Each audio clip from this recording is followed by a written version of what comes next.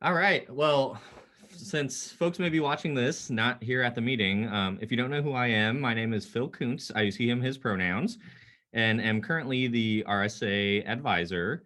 Today, we're going to spend some time just talking about elections because they're right around the corner. So for any of you that are interested in joining our wonderful e-board and providing nothing but the best when it comes to advocacy and programming for our on-campus students in our HRE community, the time is here starting next week. And we'll talk a little bit about timeline later. So we wanted to review really quickly who can submit candidacy for any of our e-board positions. So anyone that is a part of our HRE community and is living on campus for the upcoming academic year.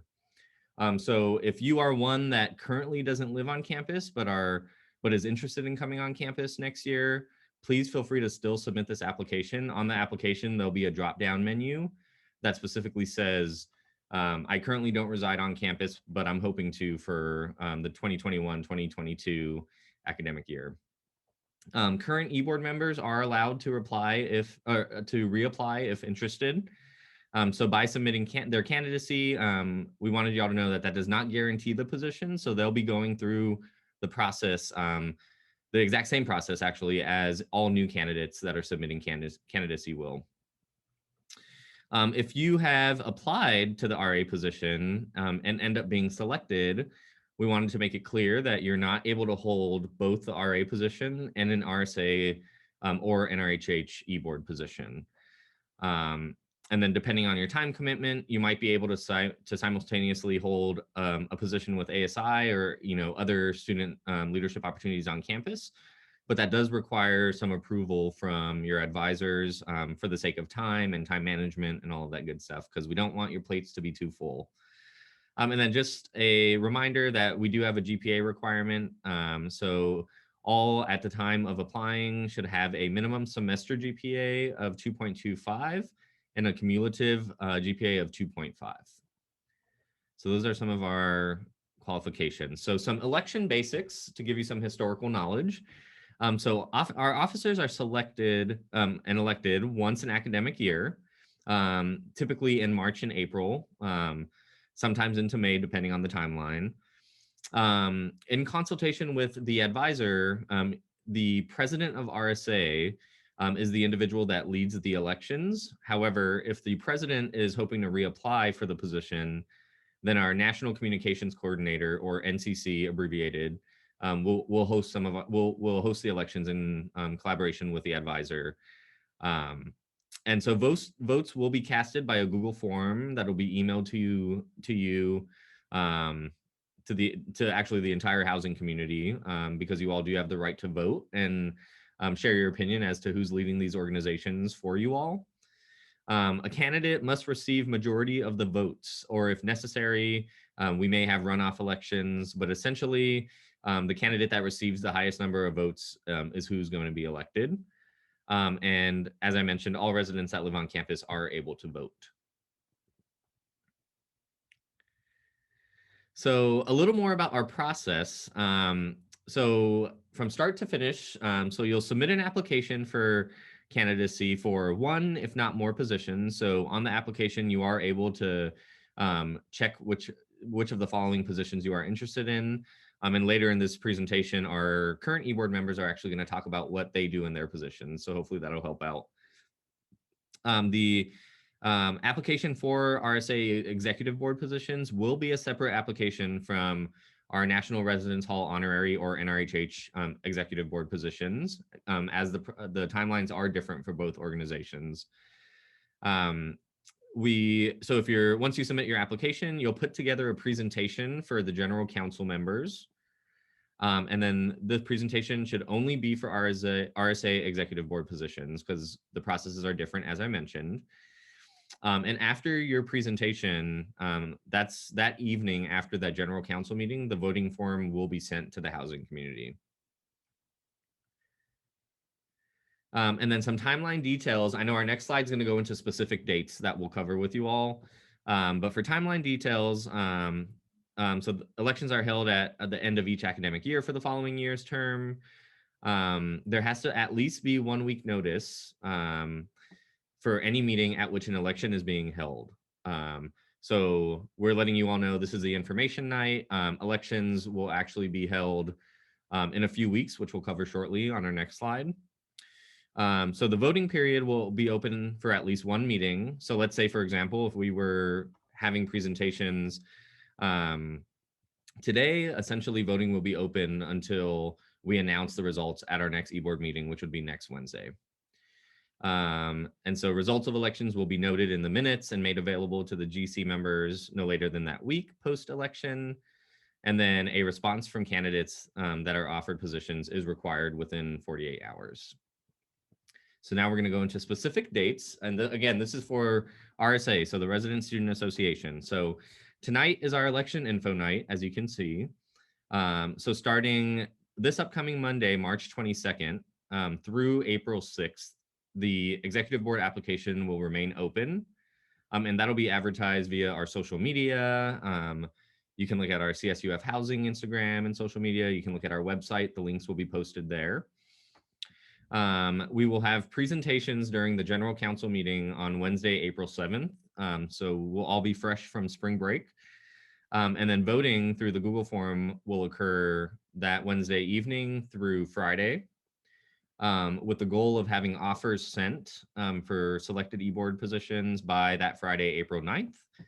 And then the deadline to accept would be Tuesday, April 13th, with the hope of minutes and results being posted the following Wednesday, April 14th. So I suggest if you have a quick moment, take a snapshot of this, take a photo on your phones. Like I said, we'll be advertising this information as well on our social media. All right. And then, of course, it would be remiss if we didn't pay some respect and talk about voting bias. Similarly, as you all can run for these positions, you also have the right to vote. And so as you're voting, you want to think about the why behind someone submitting their application, thinking about why they want to be a part of the organization. If you're friends with this individual, you don't want to let that friendship bias come into play. You want to pay more attention to the impact that they can have while serving in any of these e-board positions. You do not want to try to persuade others to vote a certain way. Everyone's entitled to their own opinion and can vote as they choose to and as they wish. And then individuals counting votes will not be sharing any information prematurely. So you all will find out who's voted into these positions, like I said, by that April 14th deadline. And then, of course, retaliation, we don't want to promote retaliation. We shouldn't retaliate if someone, that you're running against gets the position and you don't.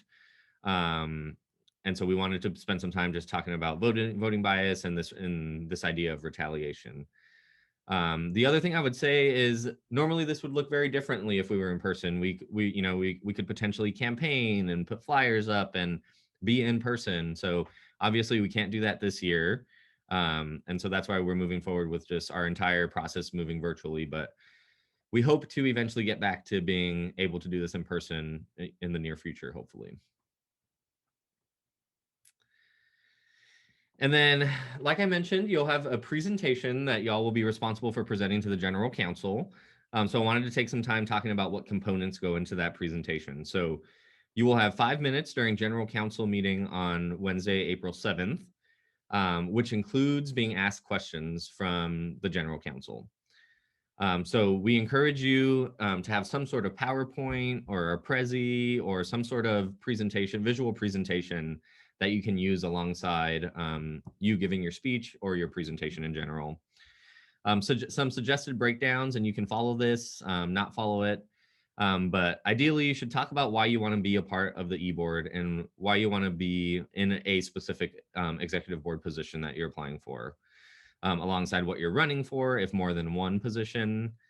You want to include some past experiences that have either prepared you or focus on, what truly are you going to bring to the organization?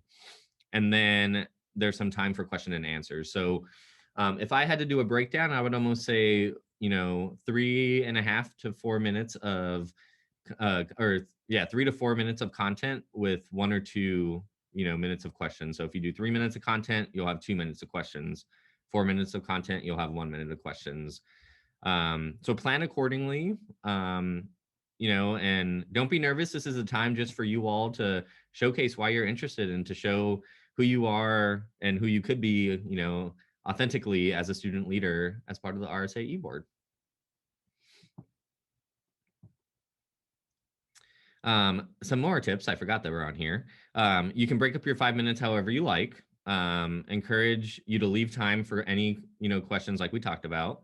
And I just want to harp on this note one more time, that if you are planning to apply for the NRHH e-board as well, you should make a different presentation to be presented at the NRHH General Counsel, which is its own separate process. And I'll pass it to our wonderful current president, Kristen Lee.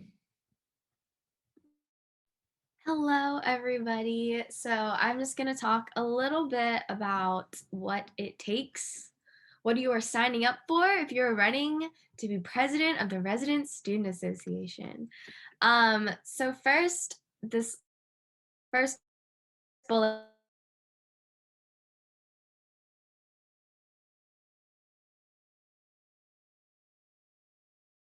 set an example for the other e-board members and any residents that live on campus. So you want to be prepared to be watched, which is a little bit scarier than the intent, but basically you have to be willing to be a role model. Next is agendas. So as president, you have to decide the agenda for executive board meetings and decide the agenda for the general counsel meetings. Of course, there will be a lot of factors that play into agendas, but you will be the person to kind of finalize, like, this is what we will be talking about during this meeting and all that good stuff. And that kind of leads into decisions. So as president, you do make a lot of decisions, ranging from small decisions to very large decisions. And basically what you want to do is make decisions that are best for the community, best for the organization, and best for your board, whoever is on that. And of course, best decisions for yourself. Definitely going with your gut. And if you need advice on decisions, there are plenty of people to help you with that. That moves into the next tidbit, which is Robert's Rules, a very fun time. You must learn or know Robert's Rules in order to run the meetings, and it also helps when you go to conferences. So as president, you do attend the regional leadership conference and the regional business conference, and in these conferences, you will be having to implement Robert's Rules, knowing how to vote, knowing how to run voting, and all that good stuff. So it's just something good to know. I have next is executive board. So as president, you have to be willing to help cultivate e-board members in their positions, and be available for them to support them in their projects. I think in my time as president, I've learned that you're only good at your job if you can help other people on your board. Like your organization is only successful as the team. So definitely being able to be a team player at times, and also being able to tell people, like, okay, this is what we need to do, this is what we need to get done, and kind of helping to guide them to that point. The next thing is leading meetings, like I do every week, kind of helping both executive board meetings and general counsel meetings. You are in charge of leading both, which kind of ties into the agendas, having the agenda, following the agenda, keeping on time, and things of that nature. And lastly, as president, I do get compensated. I get $2,500 of room credit per semester that I serve. So last semester I received 2,500 room credit. This semester I will be receiving 2,500 room credit. And you do also get a $500 ASI stipend each semester that you serve. However, I did put that little asterisk there because recently ASI has disbanded the BOT, which is the board that the president of RSA sits on and votes on. Due to that action, I'm not exactly sure how RSA will be represented in the future during ASI meetings. So that is the reason why this payment or scholarship might change. So just keeping that in mind. But typically, I do receive a $500 stipend each semester. And that's pretty much it. If you have any other questions about what it's like to be president, I am definitely willing, able, and available during my office hours or anything like that. But with that being said, I'm going to hand it off to Arissa for vice president things. Hello, everyone. My name is Ursa Avila. I go by she, they pronouns. I am the vice president of RSA, and as listed, I am mainly the support figure for our e-board members and making sure that everything is running smoothly, and any assignments that are given to me by the president, whether it's filling in with the meeting or attending important ASI meetings like our board of trustees. Being said, as I support other people, I also help support the voting caucus by making sure that we have student leaders to represent RSA to help vote for certain programs that we can represent for our community. Furthermore, with that, I hold 2 advocacy nights every academic term to address students' concerns and questions. And with that, we're able to talk with the staff and faculty that help maintain our like our housing campus, who either run the gastronome, help with the UPD, or help fix things on campus. And that way, with this feedback, we can make changes so we can further help other students who are going to live on campus. Furthermore, as vice president, I am in charge of leading the edits of the Constitution, which is basically the infrastructure of how RSA works. Like we had mentioned, Robert's rules, making sure that everyone has bylaws and making sure that what we do is basically safe and is actually helpful to our organization. And as compensation of vice president, I get 1,500 room credit per semester. You also get priority registration and housing and early move-in when you first come onto campus. And also alongside that, we get lots of friends and lots of cool things as e-board as well. I can pass it on to Maddie, our treasurer. Hello, everyone. My name is Maddie. I'm the treasurer. I go by she, her, hers pronouns, and with this position, I am responsible for keeping track of all RSA funds and budget proposals within ASI.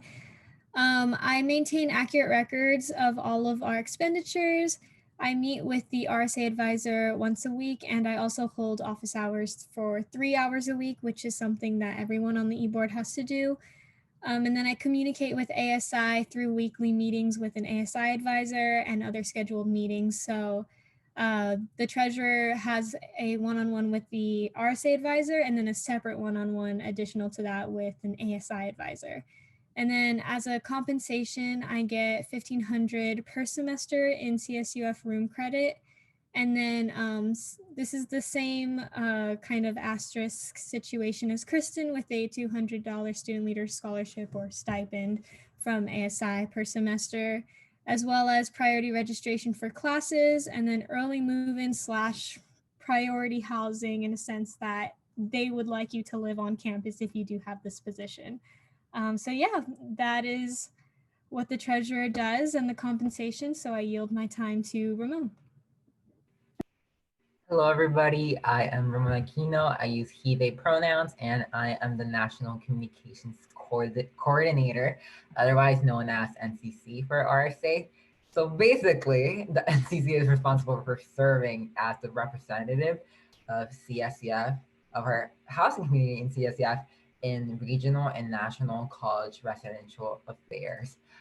What I mean by that is basically procure and occur. So you do, as NCC, have on-campus duties, and those duties include taking the minutes for both e-board and general council meetings. You also, in coordination with the rest of the e-board and the RSA president, you set up the general council meetings each week, and you post them accordingly with the marketing chair. You also will keep track of building attendance each general council meeting. And at the end of each week, you do release a weekly newsletter alongside the minutes. And you send them to all of our constituents. And finally, you maintain all RSA/PACUR/NACUR documents organized in your own Google Drive.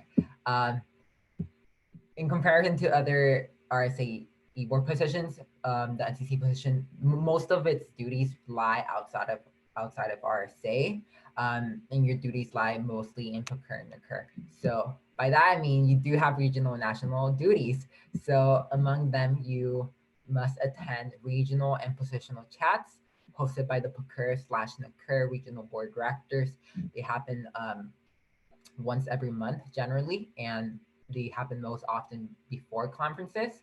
You must also build and guide a delegation in order to attend the regional leadership conference, the leadership business conference, and finally the NACUR annual conference. And finally, you must also complete the NACUR affiliation process in coordination with your RSA advisor at the beginning of the year. You must also write at least one bid in the entire year for any Procure award, and you must also maintain all RSA members informed of any Procure/NACUR opportunities and resources. Finally, compensation wise, just like the most of the E4, you do get $1,500 in per semester on green credit. You do get priority registration for classes in order to make your schedule fit RSA, and you do get early move-in / priority housing. And also one of the perks of being NCC is that you get firsthand access to all Procure/NACUR scholarships, grants, and awards. With that, I yield to Zach. Hey, good evening, everybody. I am the programs director. So some of the responsibilities, kind of self-explanatory from the name, it's to create programs that engage, entertain, and educate the HRE community. Um, something that I've been trying to do, more this year than we have in the past is collaborate with various campus organizations, especially RAs and PMs this year have been extremely useful. And I hope that's something that our next program director can continue. Because last year we had a lot of success having these kind of 3-day events with RAs and then NRHH, and having our RSA also be involved in that. And I think that's something that's great when we're kind of back in person, having those 3-day long events so you can have that engagement with the student body. Because I think when a person knows that there's an event every day, it's a lot easier to remember when it's just one isolated day every couple months or something like that. And also outside entities. So different things you can bring. I know a lot of the PMs and RAs have done that this year with Titan Well or the student union or anything like that. Those are also really useful tools that you can use as well. And try to create unique programming. This has been extremely difficult for me this year because everything being virtual, I've had trouble coming up with uh, programs that will be really engaging with the community. And so having that ability to create unique programming going into the next year is something that I think is going to be, really beneficial for everybody, and especially the housing community, which is why we all do this. It's really important to create an inclusive environment that allows all of the students to kind of maximize their time in housing. So I know that I have interests that are vastly different than probably other people in this call. So understanding that and then applying that to your work and saying, don't always put programming on that you think will just be the best because it aligns with your interests, but also venturing into other interests and understanding that HRE has an incredibly diverse student body, and understanding that creating this diverse programming will help engage with each person and help enhance their experience specifically. It's also important to keep track of the budget to ensure that the funding is allocated evenly throughout the year so we can have quality programs even in May when you might run low on funding. This isn't as prevalent this year as we have a lot of funding and we can't really use it the same way that we usually do. But as someone that was a building representative last year, I know that was on the forefront of our mind when we were voting on these kind of larger scale programs. It's important to remain cognizant of the fact that we have to create programs every single month, both large and small. So kind of making sure that you're putting those programs in convenient spots where you can allocate your money evenly is something important. And I kind of already covered this last bullet point before, but just remember to create programs that cover a wide array of topics. So some programs can be educational, some can be interactive, some can be passive. Just create a wide array of different programming so you can engage with the community. Compensation wise, it aligns with everyone else who has spoken outside of Kristen. It's $1,500 a semester prior to registration, early move in. And I think experience is something that should be noted in compensation, because creating programming and overseeing a budget that this large is something that is a compensation in and of itself, especially when you're in an in-person setting. Having these conversations and phone calls and coordinating these like genuinely incredibly large programs where you're taking up the entire piazza, that's something that you can really only do in this organization. So kind of taking that into account, I think, is important as well. But with that, I'll pass it over to Ashley. Hello. So marketing, being the marketing director, super fun. You get to make all these cool little graphics and meeting announcements. I don't really want to read it verbatim because I know you guys can read, but basically you work pretty closely with programming, making advertising for all the events, all the meetings, and you kind of have to make it seem welcoming and yet professional. Nice little balance there. You get pretty free reign on what you want things to look like, but there is certain expectations. Sometimes people who have events that are sponsored by RSA, you have to help them with their marketing if they request it. You support the rest of the e-board and run the social medias. A lot of people DM with questions and stuff. That's kind of like the forefront of communication with us for those not involved with the board. So you have to be kind of knowledgeable to properly respond to any questions you might receive, and just generally supportive of the entire board and the general counsel. There's some compensation as well. Super cool, very fun. So I'm not sure if there's anyone after me, but if there is, it can be their turn now.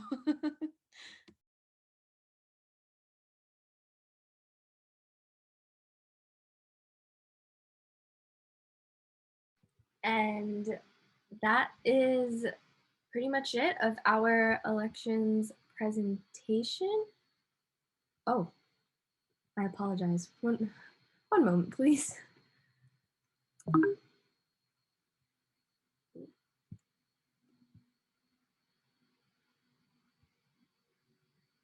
Yes. Here are our office hours if you have any additional questions for the e-board or anything like that. So if you want to take a picture real quick or anything, if you want to swing by, ask questions, anything of that nature, we are available during these times. Yes. And thank you.